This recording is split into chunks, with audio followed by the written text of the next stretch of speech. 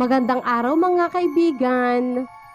Tunghayan po natin ang part 5 ng ating kwento na pinamagatang Hindi na ako luluha pa. Pero bago po tayo magpatuloy, ay pakilike po ng ating video at pakiclick na rin po ng subscribe button. Ganun din po ang bell icon para lagi kayong updated sa mga parating ko pang uploads.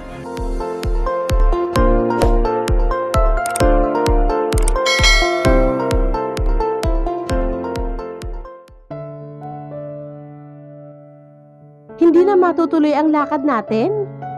Matamang tanong ni Greg. Bakit? Dahil nalaman ko na ang kalagayan ni Delia Tol, and you wouldn't believe what I discovered. Tumayo si Henry, buhat sa kinaupo ang swivel chair at inuko pa ang silyang katapat ng inuupuan ng bayaw. And what did you discover? Tanong ni Greg na halatang nagiging interesado. She didn't really elope with another guy. Gawa-gawa lamang niya iyon. Para kami ni Angela ang magkatuluyan. Wika niya. And why she do that? Tanong ni Greg. Dahil nahalata niyang nagbago na ako. Naisip siguro niya na mas liligaya ako sa totoong gusto ko. May babaeng makakagawa ng ganoon? Tanong pa rin ni Greg. Si Delia nga. Kaya nung malaman ko ang lahat, ay lalo akong nakadama ng pangungonsensya at awa sa kanya. Sigurado ka bang awa lang yan, Tol, ha? Loko, kapag pinasakit mo ang kalooban ng kapatid ko, tayong dalawa ang magkakabangga. Don't worry, Tol. Kahit hindi mo pa ako bantaan, hindi ko naman magagawa iyon. Mahal na mahal ko si Angela.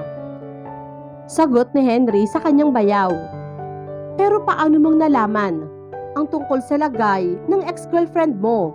Tanong pa nito. Aksidente lang. Nakita ko nang hindi sinasadya ang lalaki na supposed to be ay sinamahan niya. May kasamang iba ang lalaki. Napicturan ko pa nga eh. Kaya yata umamin na palabas lamang nila ang pakikipagtanan sa kanya kuno ni Delia. O baka nag-aalala na kalasan siya ng kasama niya na syota na yata niya. So, nasaan na ngayon ang Delia na yon? Tanong pa rin ni Greg. Hindi naman pala siya umalis sa dating tinitirahan at pinapasukan. Nagpatuloy pa nga siya ng pag-aaral ngayon. Kaya lang, worried ako nang makita ko siya. Pinuntahan mo na siya? Tanong muli nito. Kailangan eh. Parang hindi ako mapapalagay kapag hindi kami nagkalinawan for the last time. Minsan ay inabangan ko nang uwian niya mula sa eskwela. Nagulat ako nang makita siya dahil parang nahuhulog ang katawan niya. Siguro dahil sa pagkasabay niya ng pagtatrabaho at pag-aaral. Panggabi yata siya ng trabaho. Sagot pa rin ni Henry. Talagang nag-imbestiga ka na hindi ako kasama, ha? Tudyo ni Greg. Sabi lamang sa akin lahat yun ni Marlo. Marlo who? Yun ngang maniligaw noon ni Delia. Kunwari, sinamahan niyang makipagtanan. Bahagyang tumango si Greg. Naisip ko ngayon, ano kaya ang magagawa ko para matulungan siya sa kalagayan ngayon? Ang sabi ni Angela, pwede naman natin siyang alukin ng trabaho dito sa opisina. Yoong magaan lamang at hindi limitado ang oras. Alam na niya ang tungkol dito. Wala naman akong ipinaglilihim sa kanya. At payag siya na magkasama kayo ng ex mo sa iisang opisina? Tanong pa rin ni Greg. Hindi ko gustong isipin na nakukonsensya rin siya. Tingin ko pa nga, mas naaawa siya ngayon kay Delia. At siguro, ayaw din niya na may dinadala pa ako sa dibdib na alalahanin tungkol sa kalagayan ni Delia. Iba rin magmahal ang utol ko, ha? Napapatawang sabi ni Greg. Ano sa palagay mo, Tol? Ano yung sinadyang di panansin ang bahagyang mabilasik na tono ni Greg? Pwede nga kaya si Delia rito? Ano ba ang nature ngayon ng trabaho niya? Spinner siya sa isang textile mill sa Alabang. Naka-second year lamang kasi yan noon sa kolehiyo. Pero ngayon nga, Nagpapatuloy siya ng commerce, sagot ni Henry. Pwede siguro, ang sabi ni Greg na saglit nag-isip. Hayaan mo at sisilipin ko kung saan siya pwedeng maisingit. Pero tol, ginagawa ko lang ito for humanitarian reason. Ika nga, baka naman, waring sadyang ibiniti ni Greg ang pagdududa. Believe me tol, noon pa nawala sa system ko si Delia. Itinaas pa niya ang isang kamay na tila nanunumpa. Mabuti na nagkakaintindihan. Nasisiyahang wika ni Greg. Tol, yung si Delia, maganda. Makahulog ang sabi niya habang nakatitig sa mukha ng bayaw. Ngayon? Medyo dudang sabi ni Greg. Naisip ko lang, siya naman ang nagbitin sa gustong sabihin. Ano? Tanong ni Greg. Di ba't sabi mo, nagsawa ka na sa tipong mestisahin? Si Delia, medyo morena at stop right there, tol. Nakuha ko na ang gusto mong iparamdam. At ngayon pa lang, sinasabi ko ng no way. Tama na sa akin ang isang morena, sagot ni Henry. Tol, ibang-iba si Delia sa mga babaeng nakatagpo mo na. Pinay na pinay ang ugali niya. May pagka-conservative at mahinhin. Kaya nga, noong mag-on kami, hanggang halik lamang sa kamay ang namigitan sa amin. Kahit anong sales talk ang gawin mo, ay hindi ako kakagat dahil hindi na ako pwede. Tol, may umuoko pa na rito. At itinuro pa ni Greg ang tapat ng puso niya. Sino? Yun bang girl of your dream? Tanong ni Henry. Oo, pero tol, yun ay hinahanap mo pa lang. Ni hindi mo pa nga matiyak kung magkikita pa kayong muli. Samantalang si Delia, ando na. Umiling si Greg, nakangiti. I'd still say, no way. Kung hindi rin lang iyong babaeng hinahanap ko, huwag na lang tol. Walang nagawa si Henry nang tumayo si Greg at tunguhin ang pinto. Bilang pamamaalam, ay ikinaway na rin lamang niya ang isang kamay. Bumalik siya sa inuupuang swivel chair nang mawala na sa kanyang paningin ang bayaw. Kailangang magustuhan ni Greg si Delia, naisip ni Henry. Kung may maire-recommenda siyang karapat-dapat na lalaki sa dating nobya, si Greg lamang iyon. Ang problema, may gusto na nga ang binata. Isang babaeng misteryosa na posibleng hindi na nito makita. Hindi niya maiwasang mainis sa kung sino mang babaeng iyon. Dahil kung hindi iyon nakita ni Greg, madali sana niya itong mauudyukang maligaw kay Delia.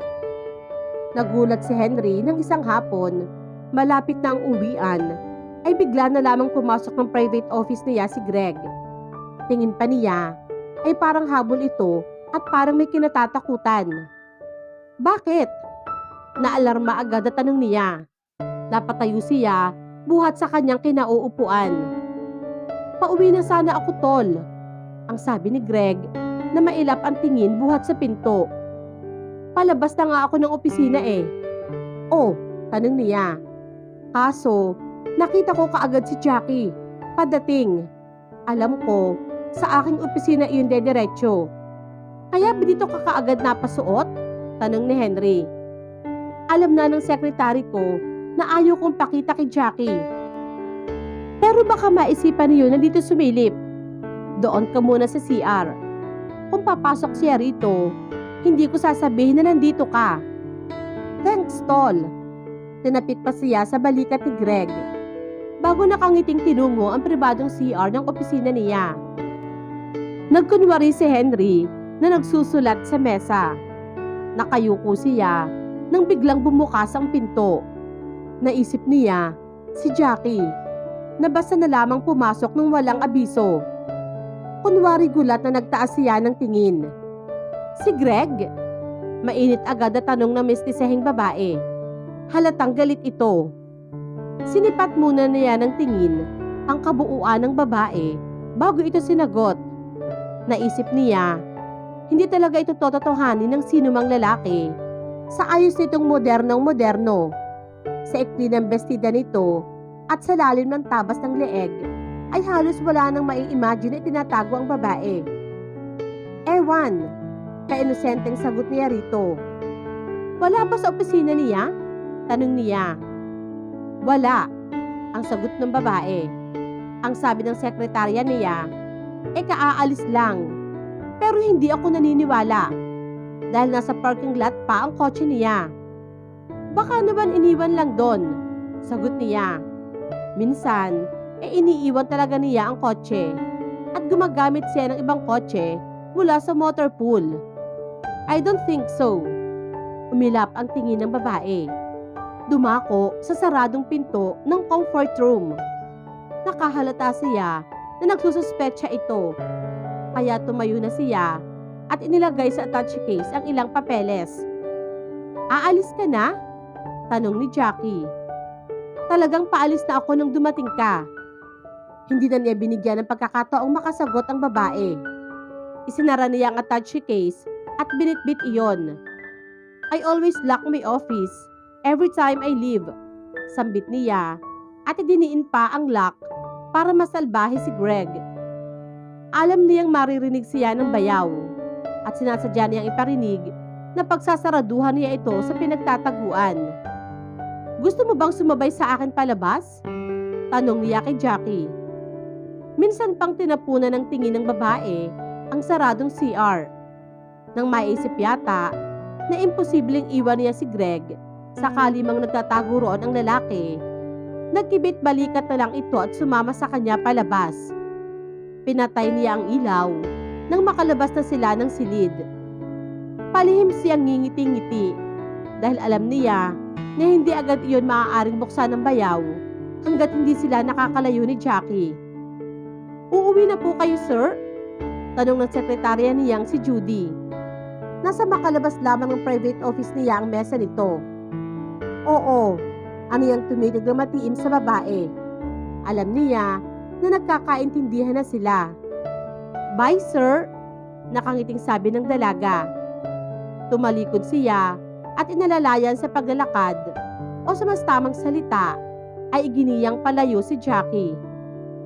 Pambihira ka naman, tol, pagrereklamo ni Greg sa telepono ng gabing iyon. Sukat ilak mo ako sa loob ng opisina mo. Alam na naman ni Judy na naroroon ka. Kaya may intindihan na kami na siya ang magpapalabas sa iyo roon Natatawang sabi niya kay Greg. Kahit na, para akong multo ng pagkakataong iyon. Natawa na talaga si Henry. Pasensya ka na. Ang naisip ko lang ay mailayo ka agad si Jackie. Parang gustong tingnan pati loob ng CR ko Hindi na kaya ako talaga titigilan ng babaeng iyon? Nanggagaliiting sabi ni Greg. Tinapat ko na naman siya kung bakit naghahabol pa rin. Napaka-eskandalosa naman. Kahit sa public place kami ay gumagawa ng eksena. Tol, may alam akong paraan para di na mangulit si Jackie. Ano? Interesadong tanong ni Greg. Kunin mo na si Delia para magtrabaho sa opisina natin. Then, pwedeng palabasin na siya ang bago mong apple of the eye. You mean, palalabasin kung may bago na ako? Yun ngang Delia mo dati? Tanong ni Greg. Tol, sabi naman sa'yo, pwede nang sabihin, parang magkapatid lamang ang naging pagtitingin na naming dalawa. Intak na intak pa rin yung tao. Wala naman sa akin problema ang ganoong bagay Ang mahalaga sa akin, kung magugustuhan ko ba siya o hindi, sagot ni Greg. Pero paano mo nga malalaman kung hindi mo siya binibigyan ng tsansa na makita man lang siya? Ipinarinig ni Greg ang pagbuntong hininga para iparamdam marahil na nakukulitan na ito sa kanya. Bueno, sige, dalhin mo nga siya minsan sa opisina. Palagay ko naman, may mapagpapasukan ako sa kanya sa kahit anong pwesto. Thanks, Greg. May kunti nga lamang akong problema. Ano na naman ang problema mo? Tanong nito sa bayaw. Hindi ko pa alam kung mapapapayag ko naman siyang magtrabaho para sa akin, tol. Napatapik na lamang sa noo si Greg sa narinig sa kanyang bayaw. Ipinatatawag niyo raw po ako, ma'am? Magalang na sabi ni Delia nang magtungo sa opisina ng kanilang supervisor. Oo, sagot ni Mrs. Roldan. Iminensyon nito ang isang upuan sa harap ng mesa. Maupo ka, iha. Tumalima naman si Delia. Hindi siya makatingin sa babae dahil halos nahuhulaan na niya ang dahilan kung bakit ipinatawag siya nito. Have you looked into a mirror lately? Makahulugang tanong ni Mrs. Roldan. Hindi na niya maiwasan ang pagtingin dito. Nananalamin ka ba, iha? Halatang may concern na sabi ni Mrs. Roldan. Bakit ho, ma'am? Bakit? Abay, hindi mo ba napapansin ang pagkahulog ngayon ng iyong katawan, Delia?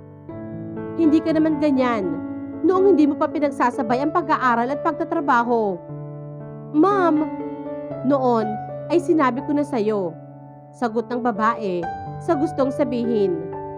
Kapag nakita kong naaapektuhan ang kalusugan mo ng ginagawa mo, ay ako na mismo ang pepwersa sa'yo na mamili.